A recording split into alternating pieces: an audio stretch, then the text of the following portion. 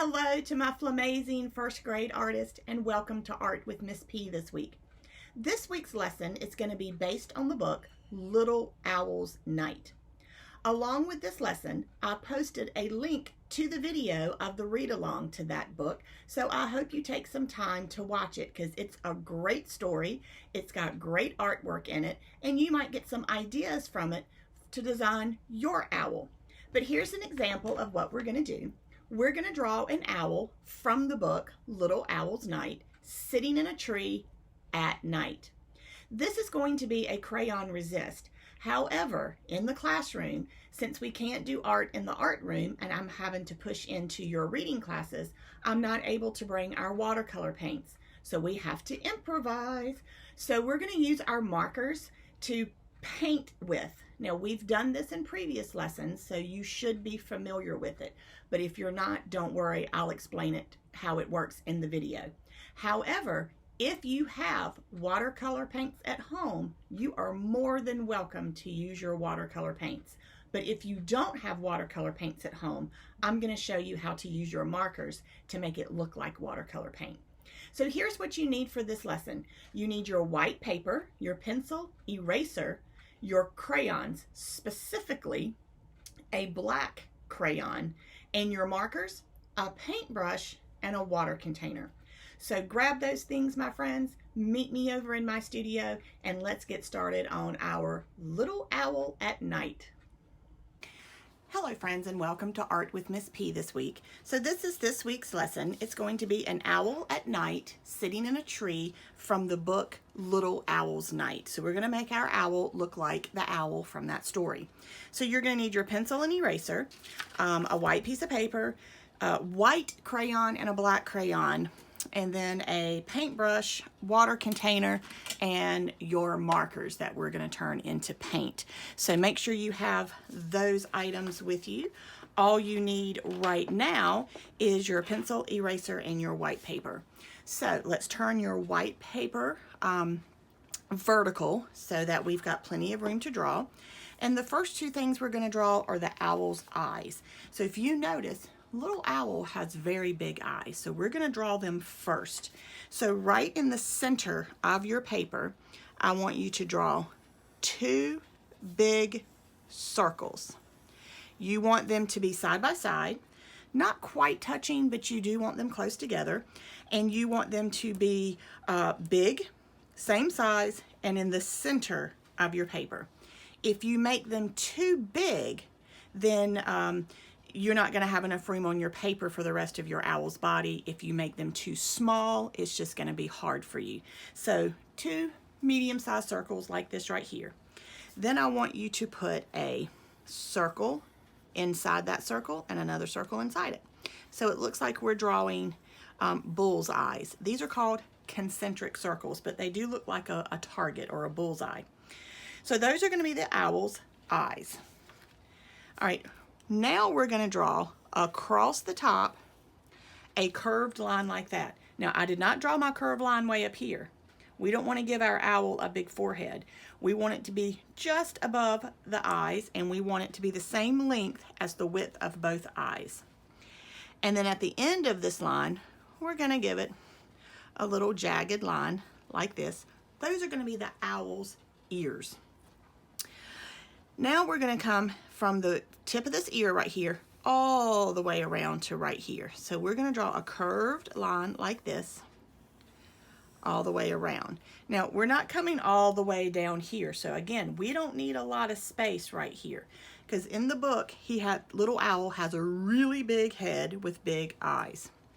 For the beak, we're going to put a beak right here. Draw a diamond shape for the beak.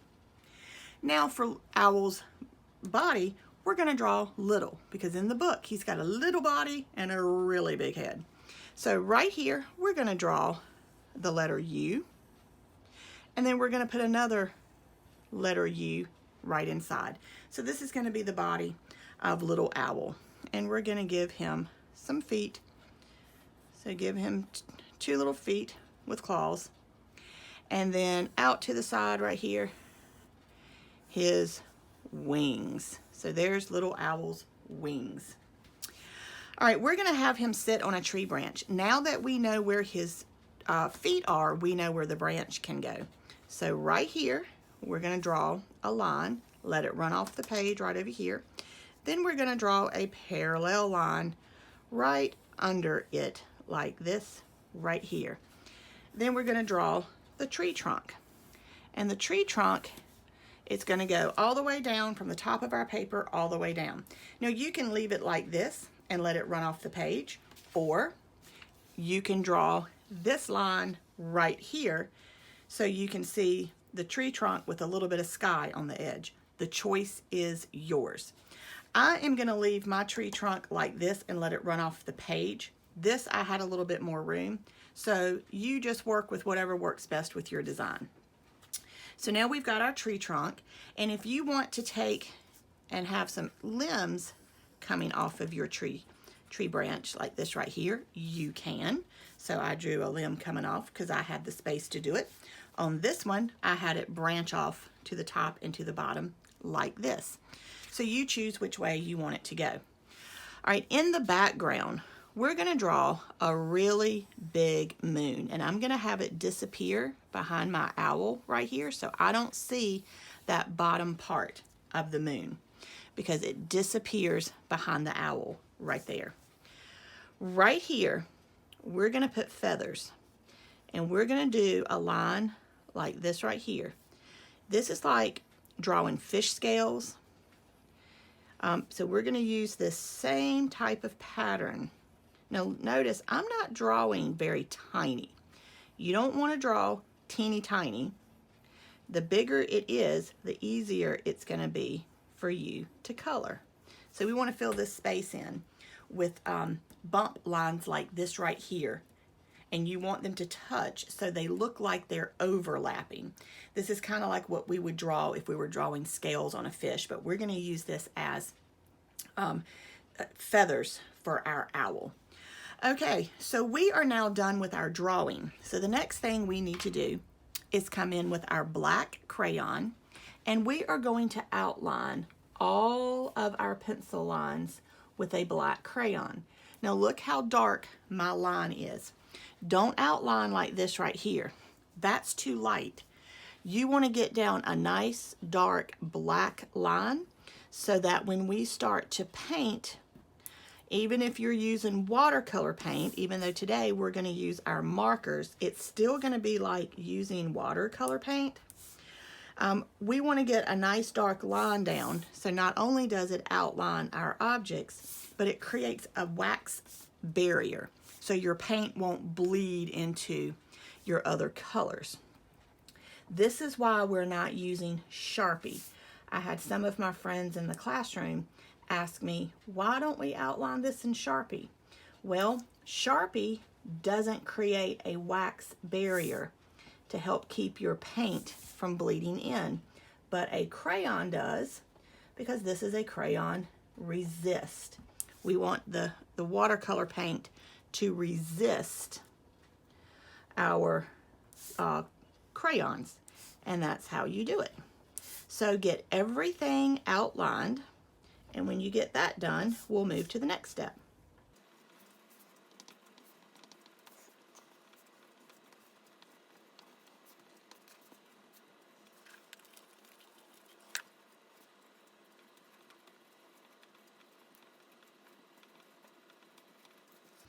Okay, so I now have everything outlined in black. I don't have anything else left to do. I am going to take my black crayon and I'm going to color this center circle right here black. We want it to be dark. I'm going to get my brown crayon and I'm going to make some dark marks right here on my tree. I'm doing these dark marks so it looks like my tree has texture on it from the bark. So I'm going to do that with my brown crayon. I'm going to take my white crayon and I'm going to put some stars back here. Now, you can't see my stars right now because it's white crayon on white paper, but it'll show up when we paint our background. Don't forget, this area down here is the sky also. So I'm going to put some stars down here. We will not see them until we get ready to do our resist. All right, there are some things that we will color in crayon. I want you to color this part right here and this part only, whatever color you want. I'm going to choose a green, and I'm choosing a yellow green. So I'm going to give my owl yellow green eyes. You can give your owl whatever color you want, but I want you to only color this second circle right here. Leave this circle white. We will not color that circle. So get that colored, and then we will do the next step.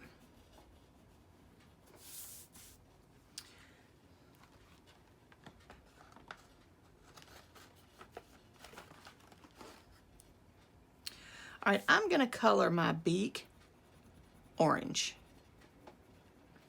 And I'm going to color it with a crayon.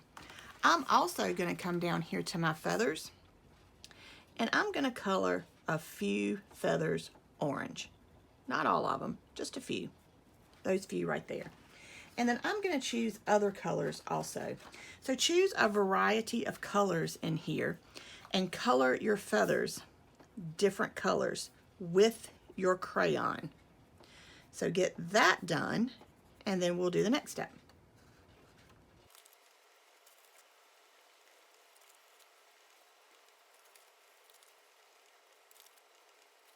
Okay, so we colored a few things with crayons. We did that so we can have a resist. Everything else, guys, you're gonna paint. Now, here's your choices.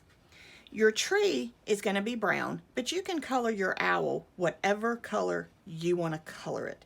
In this example, I did orange. You can do orange, whatever color. Since I did the beak orange, I think I might choose a different color for this, but I'm gonna do yellow for the feet right here. So I'm just gonna come in and put some yellow. I'm not gonna color the entire thing yellow. My moon is gonna be yellow, so I'm just gonna put some yellow marker up here. I'm not coloring the entire thing, just a little bit. So whatever color you want your owl, I think I'm gonna do a purple owl. I think I'm going to do a purple owl with a raspberry body. I'm going to use these two colors for my owl. So I am going to take my purple and I am going to outline. Now look at my line. It is thick. Do not outline like this right here. I see a lot of students do this. That will not work. That is not enough marker. You need a nice thick line like what I'm doing right here. And then you can even do this right here. I'm putting some marker down. So that's going to be purple. I'm going to have his wings be purple. So I'm going to come out to the edges, put some thick line, put some lines right here in the middle like this. We are not coloring our owl with our marker. We're just putting some marker down so we can make some paint out of it. And then I'm going to let his body be this color. Nice thick line. Put some little more down like that. Get your brown marker for the tree. I'm gonna outline right here with a nice thick line. Go around the wing, nice thick line. Put a couple little more brown in there. Same thing down here. All right, now for the sky. All right, I did my owl in purple, so I'm not going to use purple for my background. Had I not done purple, you could choose to use purple for your background or black. I'm going to do black, and I'm just going to come in like this right here. I'm just going to very quickly, you'll notice that my marker does not stick to my crayon. Come down here, put some black wherever I need it for the sky. All right, that is all I am going to do. And now it is time to paint. So let me get my water and my brush. Okay, so I've got my water and my brush. I also have a paper towel to dab my paintbrush on. dip my paintbrush in my water, and I am ready to paint. So I'm going to start with my yellow first. So I'm going to take my wet paintbrush and I am going to run it across my marker. And it's going to wet my marker and it's going to create like a watercolor paint. So then I can paint with my markers. Yellow is a very light color, so you will see that your yellow marker turns into a very, very pale yellow. So if you're painting something yellow, you need to put down a lot of yellow marker just because it's such a light color. All right, I'm going to dip my brush in here, clean it. Oh, I forgot my feet down here. Let me do my feet real quick. So I'm going to do everything that I have yellow. So my feet down here are yellow. And if you wanted to, you could take some orange and you could mix in with that yellow to kind of get a yellow orange. That orange kind of strengthens the yellow paint or marker, make it a little bit darker. All right, so cleaning my brush. Now I'm going to move to my tree over here. So I'm going to run my paint over my brown marker, and you see that it is now starting to turn into a paint. And I'm going to paint my entire tree brown. I'm going to very carefully go around my wing right there because I don't want any brown to mix in right there. Keep your brush wet. If it gets too dry, you'll notice that you don't have any, your marker doesn't turn into paint. So just keep your brush wet. Where I drew with my brown crayon, my marker paint does not stick to it, creating the crayon resist, creating the resist. So my tree branches are now brown, but my dark crayon that I used to make the texture of the bark, you can still see through it. So you're going to do this through your entire painting. Wet paintbrush, when you switch colors, make sure you clean your brush so that your colors don't blend in. And you're going to paint right over your marker, create a paint, and you are going to paint your owl doing a crayon resist. Now, if you have watercolor paints at home, remember, you can just use your watercolor paints. Not a problem. All right, let's get this all painted. And we'll move to the next step. Save your background for last.